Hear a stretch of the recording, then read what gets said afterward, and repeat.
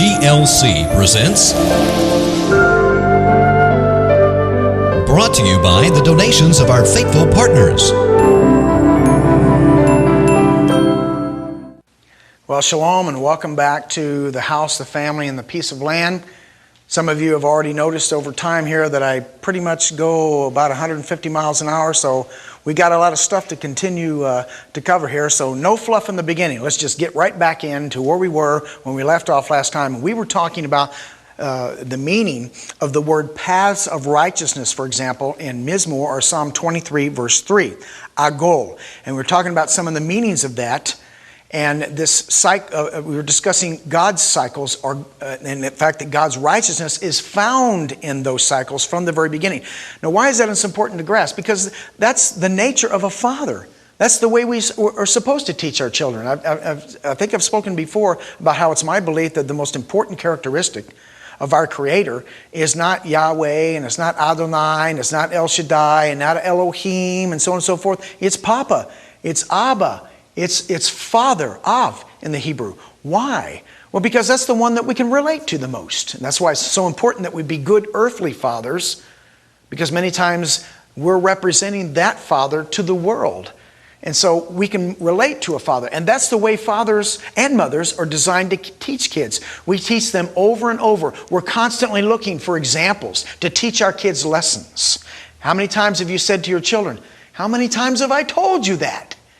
That's because that's the way fathers are designed to teach. It's in a natural picture, once again, of a house, a family, and the piece of land.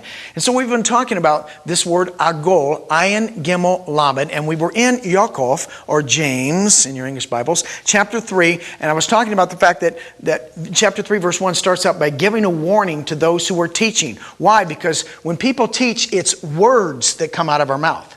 It's words. And so now he's going to go right to the tongue. In Yaakov chapter 3, verse 2, he says, "For in many things we offend all. If any man offend not in word, the same as a perfect man is able also to bridle the whole body. Behold, we put bits in horses' mouths so they may obey us, and we turn about their whole body. Behold also the ships and the rudders and so forth." And then when you get down to verse 5, it says, "Even so the tongue is a little member and boasts great things. Behold how great a matter a little fire kindleth." Now the point of this, once again, Paul's not talking about the physical, Yaakov is not talking about the physical tongue here.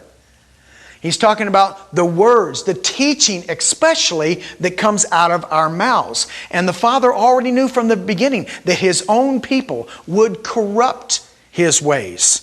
And that's why the prophets are filled with the corruption that would take place even in the latter times. And so the Father told us and prophesied that in the latter days, I will restore all these things back. I will restore, I will redeem, and return. All those words are used, especially of Elijah's ministry. And so he goes on in verse 6, and he says, "And the tongue," or the words, "is a fire, a world of iniquity. So is the tongue among our members, that it defiles the whole body, and is set on fire of hell." It sets on fire the course of nature. Now, if we can bring up back on the screen what we have there right now. There's James chapter 3, verse 6. On your screen, it says, "And the tongue is a fire." Can we put it on? Oh, it is there. Oh, it's just a different color. Okay. "The tongue is a fire, a world of iniquity." Hey, we're all family here. "And the tongue is among our members, that it defiles the whole body and sets on fire." Notice this phrase, course of nature, and it is set on fire of hell. So Yaakov here is very serious about what's written here. He says it sets on fire the course of nature. Now that English phrase, course of nature, in the Hebrew is this phrase right here. Course of nature. In Greek it says, ton trakon tes genesios. Ton trakon tes genesios. Can we put it up on the screen here? Literally, it's the cycle of Genesis. Ton trakon tes genesios in the Greek here. I don't even need to take it back to the Hebrew. The cycle or wheel, because trakon in Greek is the word for wheel. It's the same word used in Ezekiel's wheel, in Ezekiel chapter 1. And that is ophan in the Hebrew. The word for wheel and cycle here, as in a bicycle wheel or a chariot wheel, is ophan in the Hebrew. And so we get, as a matter of fact, we get our English word fan. The English word fan comes from the Hebrew word ophan. Why? Because if you look at a fan, it's making a cycle, a real fast cycle, but it's making a cycle. And so these words Yakov is teaching here are going to destroy. The phrase set on fire is not a good phrase. Set on fire the wheel or cycle of Genesis. So one might ask, well, what in the world is the cycle of Genesis? Well, I hate to do some shameless promotion here, but I have a series called Ezekiel's Wheel in which I go into the details of that. But suffice it to say, God establishes His cycles in the very beginning. And it's His cycles that He placed His righteousness in from the very beginning. And so in the beginning, He says these things are not only good, but very good.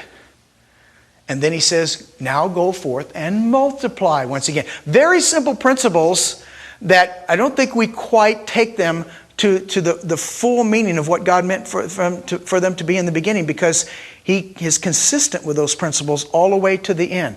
Like kind begets like kind. I already did everything that needs to be done with all my creation in the beginning. I made it good, and not only good, but very good. And now I've designed it to where you go forth and you multiply after yourself. Well, somewhere halfway in between, the whole evolutionary process took over, and we started doing something totally different than we did at the very beginning. And then we wonder why we have these problems. Now, this word agol is ayin, gimel, lamed, but it's based on the word gimel and lamed.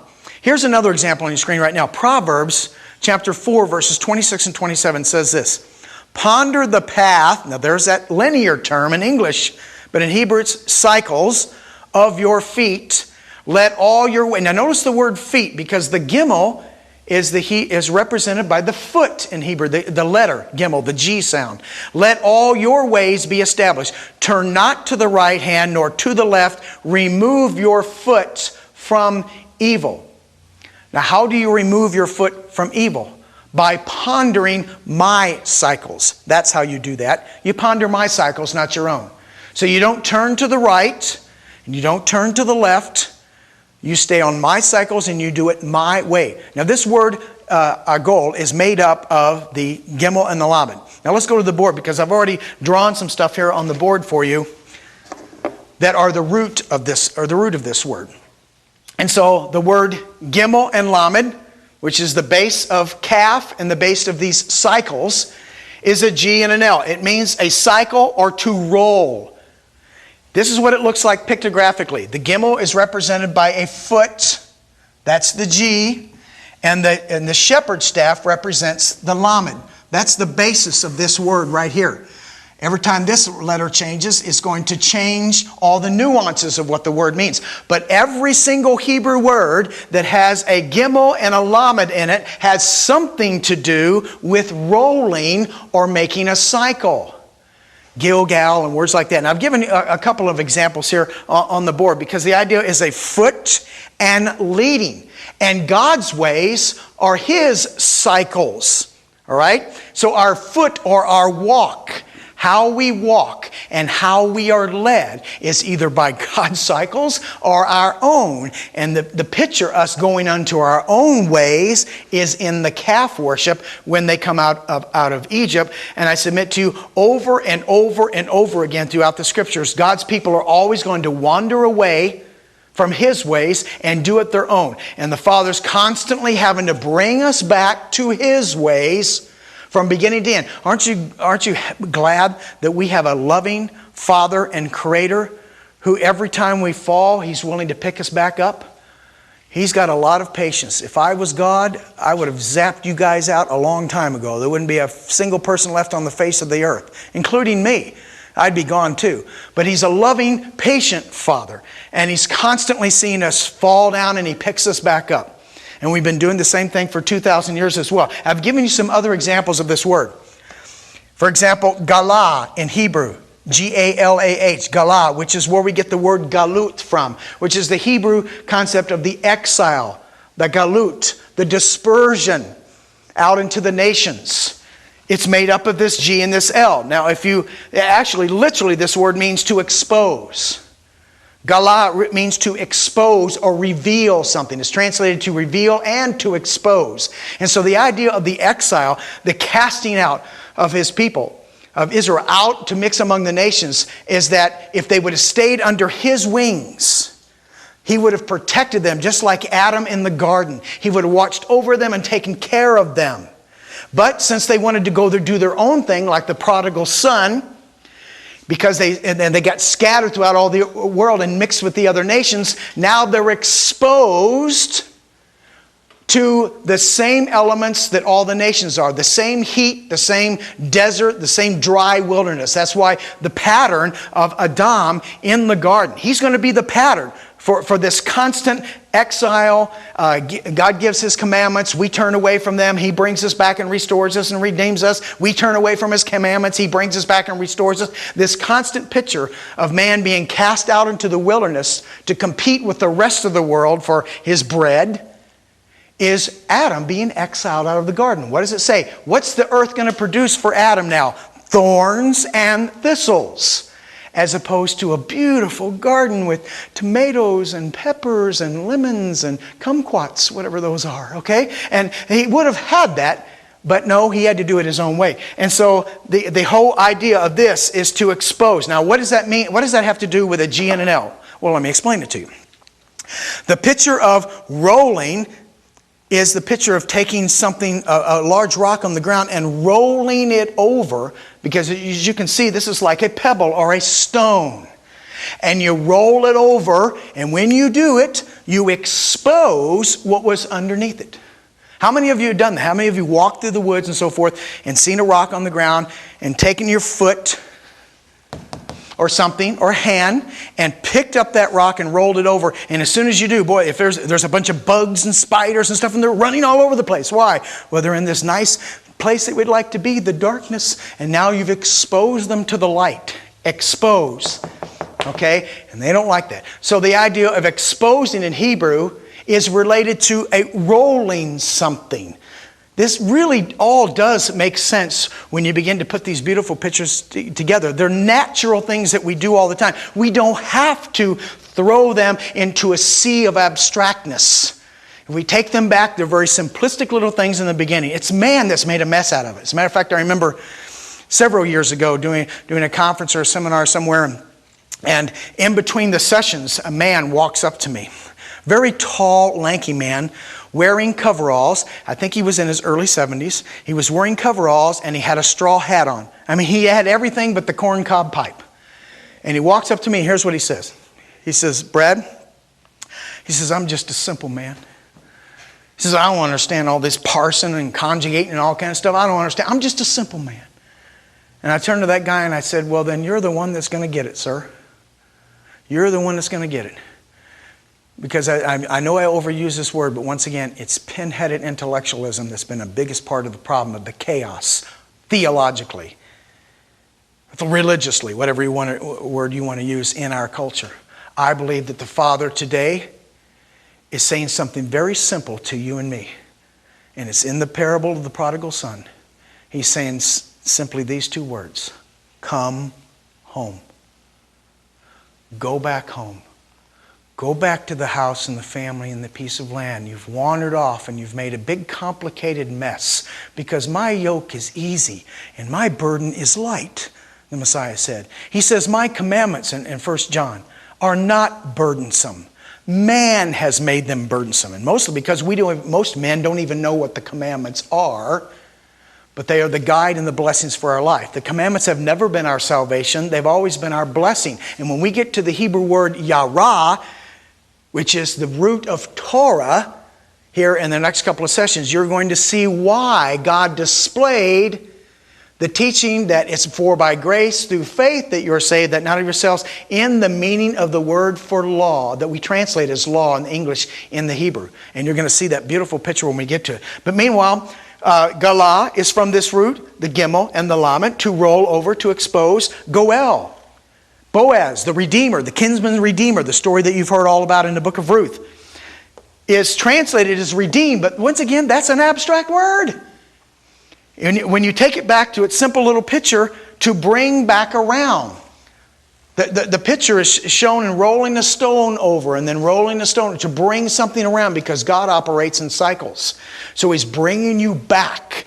Redeeming is the abstract word, but the picture is actually of a cycle. Coming back to the same place that you started at. Gil, the Hebrew word gil, means to dance in a circle. In Hebrew it means also not just to dance in a circle, but if I had something here to do it with, I'd show you. We'd probably get a little dramatic and I'd probably bust the microphone, but literally this word gil in Hebrew, which is used when Yeshua rejoices. I believe it's in Luke chapter 10 verse 22. It says Yeshua rejoices in the Spirit. Literally that means He jumped up in the air. Literally jumped up in the air and spun around and landed. I mean, He did something. He just didn't rejoice in His heart. He didn't stand there, well, I'm rejoicing in my heart. No, He literally got up and danced in a circle. Luke chapter 10 verse 22. So that's the basis of Gil. Megillah. Some of you are probably familiar with Megillah. That is the Hebrew word for a scroll. A scroll. Why? Because scrolls you roll up and unroll. You roll them in and you roll them out. So that's the Hebrew word for a scroll. So can you see the G and the L in the midst of that word? This just puts it, the mem just puts it as a noun and the feminine ending there, but it is a scroll that's being talked about here. And it just so happens that this scroll, the way a scroll is designed, immediately follows the teaching of Ezekiel's wheel. In Ezekiel chapter 1, it teaches us a vision of a wheel within a wheel, a cycle within a cycle, a faster cycle, a yearly cycle, and then a life cycle on the outside. And because He knew that His people, house of Israel, would be scattered into the nations and mixed with all their ways and end up doing calf worship and so forth and establishing their own cycles, He tells Ezekiel to take this image, which is a beautiful picture of the Messiah Himself, because remember, it's the image of a man. Now within that man is four faces, which is a perfect picture of not only the four Gospels and not only the four camps surrounding Israel, but a perfect picture of what we call in Hebrew the Pashat, the Remez, the Drash, and the Sod. Those are the four levels of Hebrew interpretation that I think we've glossed over in the past for a little bit. But every verse in the Bible has those four levels. I'll say it again. Every verse in your Bible has all four of those levels of interpretation. Why? Because unless you understand all four, you will not get a full view and a full picture of what any verse means. So in every verse in the Bible, we look for the Pashat, the Remez, the Drash, and the Sod. Why do we look for those? Because if we incorporate all four, we have a full picture of what the verse is saying. And so there's four faces in that wheel, within a wheel. And those four Gospels, Matthew, Mark, Luke, and John, if you only look at who the Messiah is through Mark, you're not getting the full view of who the Messiah is. If you only look at John, which is the Sod, then you're only getting a mysterious view or a hidden view of the Messiah. You have to have all four Gospels to get a full view of who Yeshua the Messiah is. And that's the teaching of the Pashat, the Remez, the Drash, and Sod. And it's all in Ezekiel's wheel as well. And so if you read Ezekiel's wheel in Ezekiel chapter 1, he finishes it by saying this: take this vision to the rebellious house of Israel. That's Ezekiel chapter 2, verses 1 and 2. Take this vision to the rebellious house of Israel. The rebellious house of Israel was represented by Ephraim, whose symbol was a calf, which means to make a cycle. And so they established their own calf worship, their own cycles, their own yearly cycles, and you know what those are, okay? Here comes Santa Claus, here comes Santa Claus. Okay, whatever. We established their own cycles, and God's constantly having to reach out to his people and say, no. I established my ways in the beginning. And I told you to go forth and multiply after yourselves like kind. So I've got to restore these cycles back unto you. I've got to restore my ways, my statutes, my ordinances, my Shabbat, my appointed times back to my people in the latter days. And so he says, take that to Ephraim, if you will, or Samaria, or Joseph, all same words for the house of Israel. And then he follows it by talking about a scroll written within and without, in the front and the back of a scroll. Scrolls contain what? Words. And that's one of the reasons why Hosea said in chapter 14, we quoted earlier, that when you turn from your iniquities and you return back to Yahweh, he says, take with you words when you turn back to Yahweh. And I submit to you that's one of the reasons why this beautiful language that began things in the beginning, that's very pictographic, very concrete, all has meaning in a house, a family, and the piece of land, he's going to restore back in the latter days so we can return back to the house the same way the prodigal son did in the parable, to go back to the house. And that's all understood in these simple principles. Now, I submit to you once again that if we do things cyclically, the way it's designed is if there's a tree right here and we keep God's ways, then we pass by that tree every time we keep his ways. Every time we keep his cycles and do it his way, we pass by this tree. If we think like Greeks, linear thinking, we pass by the tree and we went on to the next thing. But the way God established his cycles in the beginning is so we could be taught the same thing over and over and over again. So we would establish a little trench, a little track in the ground, so we would do things naturally. And he also designed it to where if there's something in that tree, like there's a little something sitting on the branch here, if we keep his cycles, one of these days we see something on that branch we never saw before. We never saw before. How many of you in your life have read your scriptures over and over and over again, and then one day you see something in a verse and you say to yourself, you know, I've read that verse 100 times and I never saw that ever before. See, if you do things God's ways, he gives you opportunity after opportunity to see it. If you think like man does, on to the next thing as we evolve and progress and so forth. You wouldn't have seen it. But God's way, you'll see it every time. I submit to you that what the Father is trying to say in these latter days is this is the way I teach all of my word. In all of these things, from the very first word, not just the very first chapter, not just the very first book of the Scripture, but from the very, very first word of Scripture, God has been teaching us the same things over and over and over again. So then, in the end of time, we will stand before God with no excuse. That's the point. Okay, we're talking about these cycles. Now we're going to go on to Ezekiel. In Ezekiel, we have the following phrase, and then we'll finish up with this verse in Ezekiel 37, 16, and 17, and then we'll come back to this on our next show. It says, "Moreover, you son of man, take thee one stick and write upon it, for Judah and for the children of Israel, his companions. Then take another stick and write upon it for Joseph," remember that the stick of Ephraim, for the house of Israel, his companions. And once again, Joseph and Ephraim and Samaria all speak of the 10 tribes. And it says, "Join them one to another," into one stick, for they shall become one in your hand.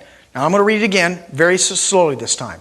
"Moreover, son of man, take thee one stick." That word stick in the English, in Hebrew is eitz, the Hebrew word for a tree. Eitz. It's translated as a stick, but it's literally the Hebrew word for a tree. So we're going to see 2 trees here made one, and then we're going to go to Romans, and we're going to see 2 trees that are going to be grafted into one tree. And in the beginning of Genesis, we start with 2 trees in the garden. And then when we read the book of Revelation at the end, guess what? There's only 1 tree. So we have 1 tree in the beginning, 1 tree in the end. 1 house in the beginning, 1 house in the end. 1 person in the beginning, 1 person in the end. 1 land in the beginning, 1 land in the end. 1 language in the beginning, 1 language in the end. And then he says, take that tree, write upon it for Judah and for the children of Israel, his companions. We're going to investigate next time this word companions.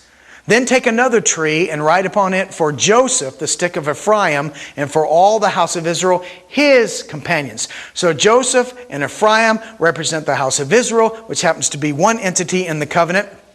And the other stick, Judah, represents the other tree or the other entity in the new covenant. Remember, Yirmiyahu, or Jeremiah chapter 31 tells us, repeated in Hebrews chapter 8, that the new covenant, technically in Hebrew, the renewed or restored covenant. Remember the whole concept of those R words? Going back to the way it came. See, the reason why that word renewed there is used is because that's the Hebrew word that's used for the moon, the phases of the moon. The moon starts out as a new moon, goes through its phases, and comes back to what? Where it began. And that constant picture every month of seeing the new moon go through its phases up to, waxing into a full moon and then waning back to a new moon every month is God constantly teaching you. See how that works? That's how my word was designed in the very first place. But you all have changed it, and you've corrupted, and you've established your own cycles, and you didn't stay with mine. And so these pictures are shown over and over and over in the renewed covenant, the picture of the moon, I will make with the house of Israel and the house of Judah. He's going to restore something that was once one, divided because of sin, and then he's going to bring them back to that one house with one shepherd, one fold, and one shepherd over the fold. That's exactly what John chapter 10 teaches, is that the purpose of the death and resurrection of the Messiah, according to John chapter 10, was to make of two, one fold with one shepherd. That's the whole purpose of the death and resurrection of the Messiah. And it's clearly seen in these words. And we're going to take these words companion back and see what they mean as well next time I'm with you. So in the meantime, cling to your roots, that your days may be long and you will prosper in everything you set your hand to do. Shalom Aleichem. Bye-bye.